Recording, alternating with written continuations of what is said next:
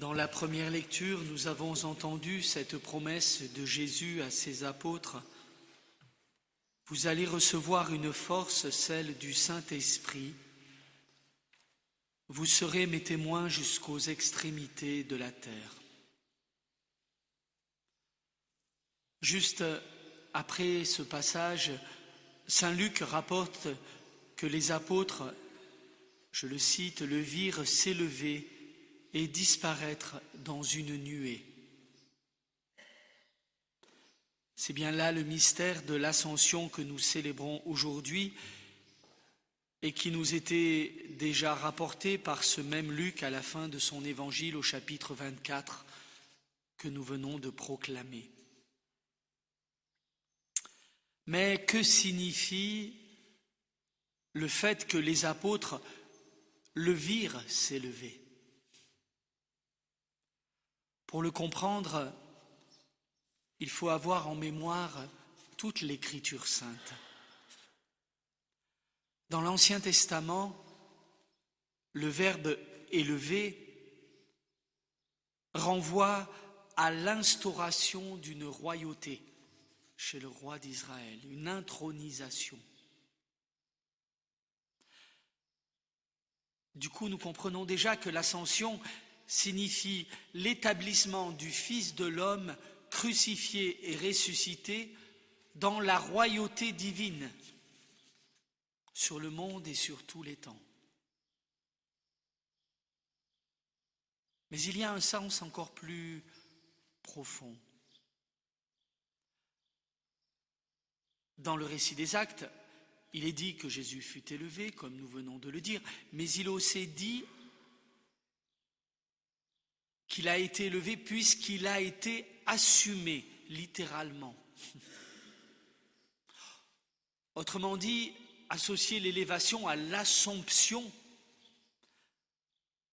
nous montre qu'il ne s'agit pas d'un simple déplacement vers le haut, mais que l'ascension renvoie à une action de Dieu, du Père, qui introduit Jésus le Fils dans sa proximité.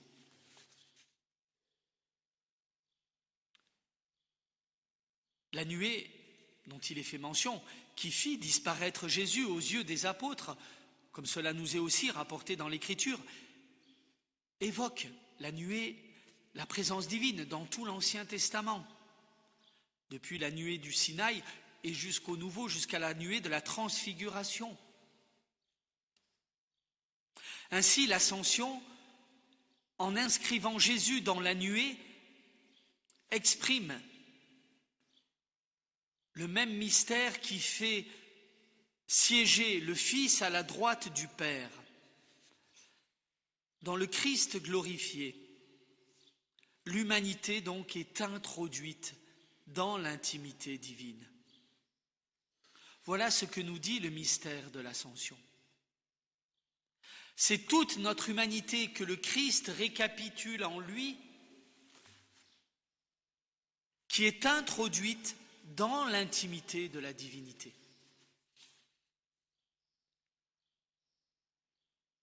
Ainsi, le ciel, comme le rappelait d'ailleurs justement Benoît XVI, ne désigne pas un lieu spatial ici, mais le ciel désigne la personne du Fils qui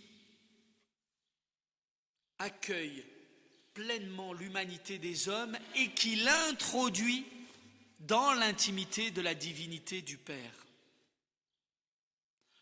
Le ciel, c'est Dieu et l'homme unis pour toujours.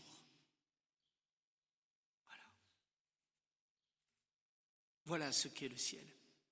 Ainsi, s'approcher du ciel, c'est donc entrer en communion avec le Fils, vrai Dieu et vrai homme, et par lui, avec lui et en lui, entrer en communion avec le Père.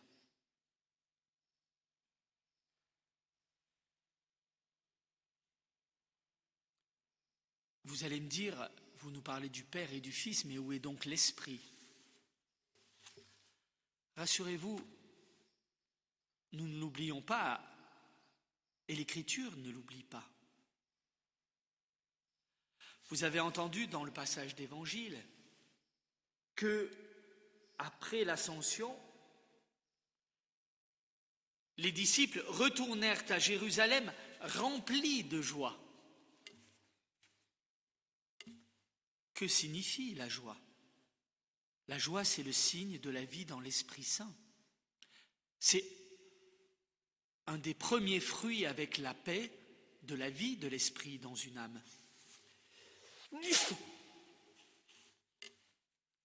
La joie, c'est le signe de la vie dans l'Esprit Saint, c'est-à-dire c'est le signe de la présence du ressuscité en nous. Ainsi, comme Jésus leur avait dit, ils n'avaient pas perdu leur maître, ses disciples, mais ils savaient désormais que les portes de Dieu étaient ouvertes pour l'humanité, pour toute humanité, pour tout un chacun, et que son départ inaugurait une nouvelle forme de présence définitive par sa participation à la puissance royale de Dieu le Père.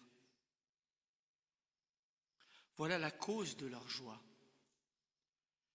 La présence du ressuscité qui les met en communion avec le Père et qui désormais vit en chacun d'eux dans la puissance de l'Esprit Saint. Aussi, en recevant l'Esprit Saint, par leur témoignage et leur mission, les disciples rendront désormais sensible cette présence du ressuscité en eux. Ainsi, la solennité de l'Ascension doit aussi nous remplir, frères et sœurs, de sérénité et d'élan missionnaire. Sérénité qui est celle de la paix, de nous savoir introduits dans la communion divine avec le Père par le Fils et dans l'Esprit. La paix qui est ce que nous ressentons au plus intime de nous-mêmes lorsque nous reposons dans notre centre de gravité,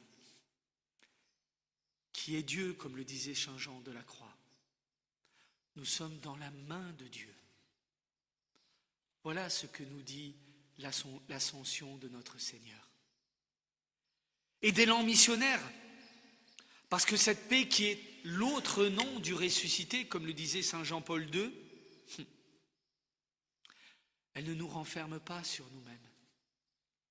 Elle nous porte vers les autres pour la partager. La paix n'est véritablement paix que parce qu'elle est partagée et communiquée. Je vous laisse la paix, je vous donne ma paix. Parole que nous reprenons à chaque Eucharistie. C'est les premiers mots du ressuscité et il souffla sur eux l'Esprit Saint.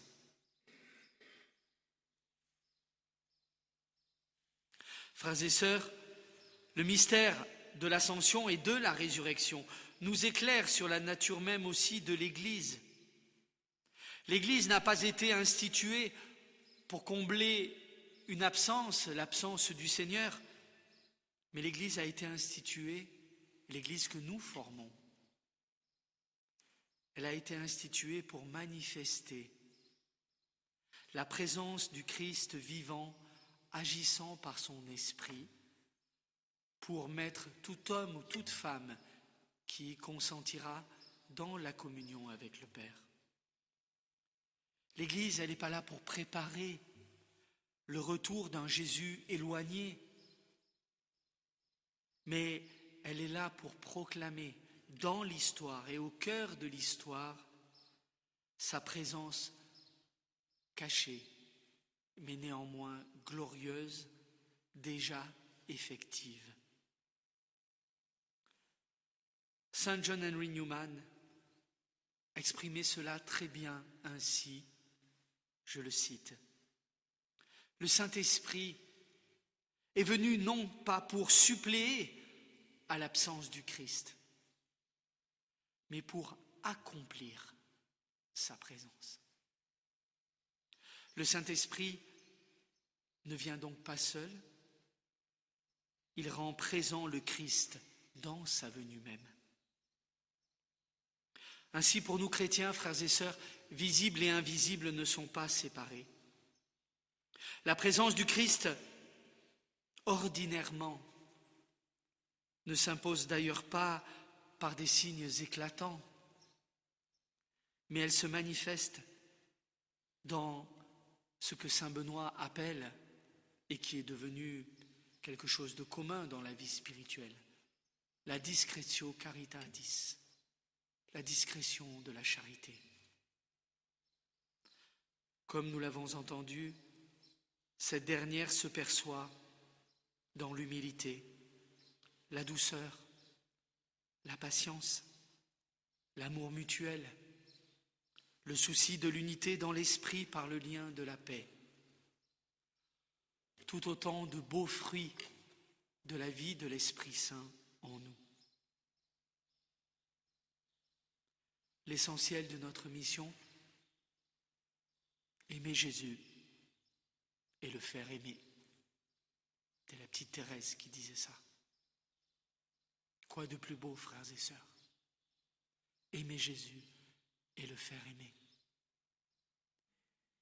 Au cœur de cette Eucharistie, laissons-nous aimer par le Christ et aimons-le en retour de tout notre cœur, de toute notre âme et de toute notre force. Et en sortant de cette Église, n'ayons pas d'autre idée, d'autre but que de le faire aimer. Amen.